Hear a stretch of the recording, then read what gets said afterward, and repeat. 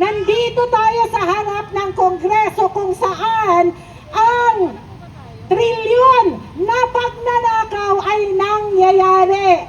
Kung akala nila ay nananahimik na tayo dahil magpapasko, hindi tayo mananahimik. Dahil ang gawain nating ito ngayon ay upang ipabatid na ang bansang Pilipinas ay hindi pagmamay-ari ng Bongbong Marcos at ng Romualdez family.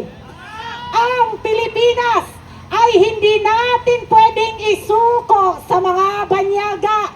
Marami silang ginawa. Ginagawa nila kay Tatay Digong, ginagawa nila kay VP Sara. Ngayon gagawin na naman nila kay Bato de la Rosa. Pero tayong mamamayan ay patuloy na mag-iingay. Pati yung nandito at saka nandyan, ay ayan, dyan pala ako haharap ba? O, ayan, magandang hapon sa ating lahat. Alam nyo, itong ginagawa natin sa hapong ito ay upang maparating natin na hindi tayo titigil sa ating mga mumunting boses. Gusto ko lang ipaalala sa inyo ang kasabihang, the power of one. Alam nyo, mahalaga yung isang butil. Mahalaga yung isang boses. Hindi man tayo karamihan ngayon, pero tayo ay sinasamahan ng maraming Pilipino na gustong pababain na sa pwesto si Bongbong Marcos. Bakit natin gustong pababain sa pwesto si Bongbong Marcos? Kasi the power of one can also be the evil of one.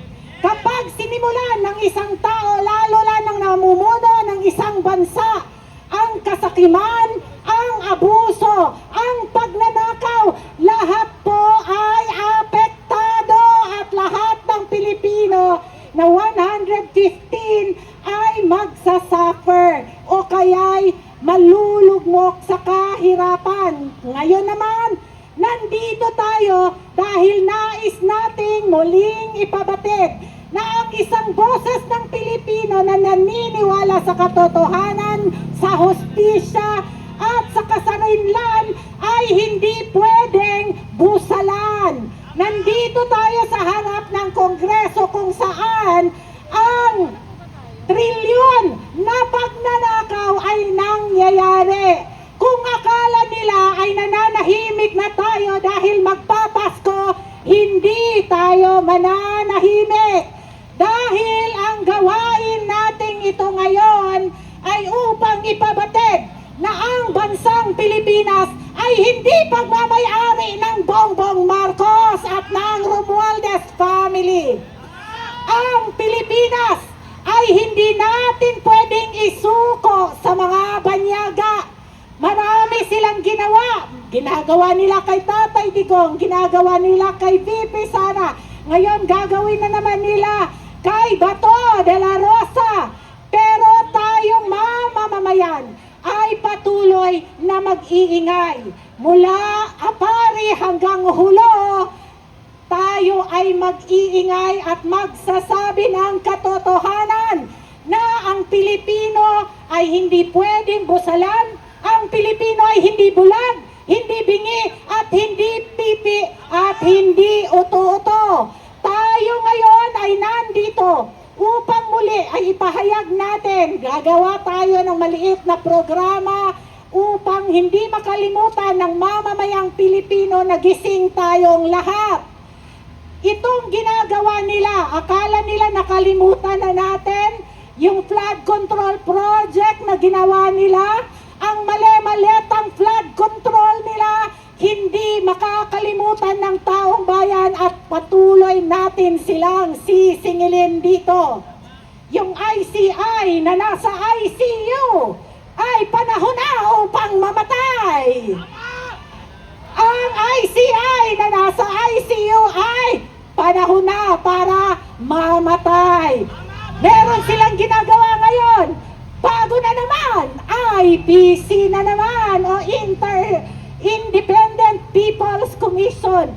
Nakakatawa na kayo kahit ano pa ang gawin ninyo, kahit anong komisyon pa ang gagawin ninyo. Hindi namin makakalimutan ang mga komisyon na bilyon-bilyon na inyong ibinulsa.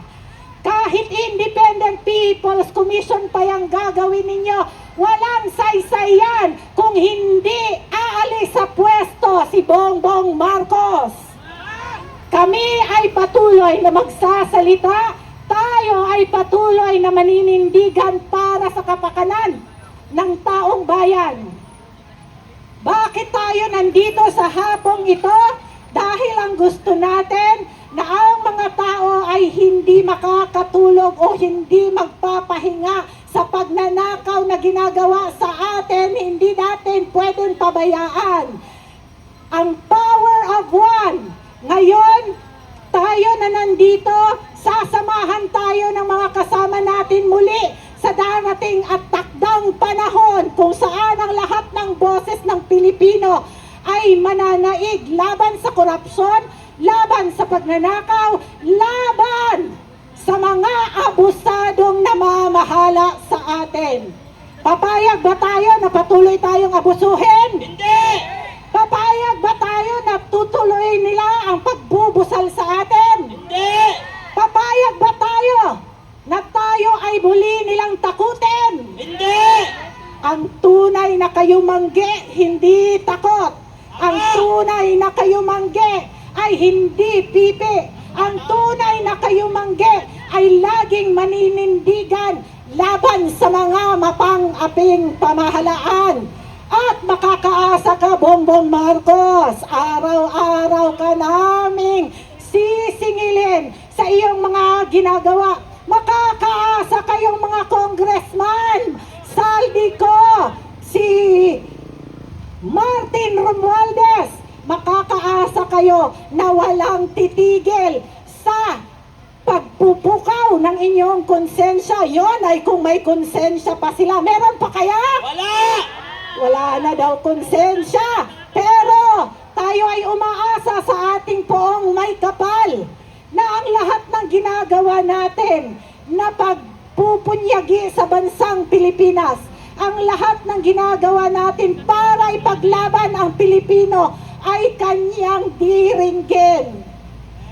Meron pong tatlong kasagutan ng Diyos sa lahat ng panalangin natin. Yes, no, wait. Tayo ngayon ay naniniwala na pinaghihintay lamang tayo ng Diyos sa tamang panahon at sa akdang panahon. Dahil ang Diyos ay hindi pumapayag sa kasakiman. Ang Diyos ay hindi umaayon sa pagnanakaw. Ang Diyos ay hindi umaayon sa pang-aapi. Kaya itong nangyayari sa atin, alam natin na makakamit natin ang victory o ang kapanalunan. Dahil ang mamamayang Pilipino ay gising. Ang mamamayang Pilipino ay may dignidad. At hindi natin papayagan na tayo ay pamunuan ng isang bangag at walang dignidad na presidente. Tama! Kaya, tama! Di ba pati kayo kuya, hindi po pwede ng ating Armed Forces of the Philippines ay pamunuan ng isang adik. Sabi ng ate niya mismo, hindi ako nagsabi nun ha, ate niya mismo ang nagsabi. Kung kaya tayo ay patuloy nakakatok, sisigaw at sasabihan natin ang mga Armed Forces of the Philippines, ang Philippine National Police, ang Philippine Coast Guard, ang Marine at lahat ng mga kasundaluhan, kapulisan at mga nasa uniforme. Hoy! Gumising na kayo dahil ang taong bayan, negative 26 na ang rating kay Bongbong Marcos.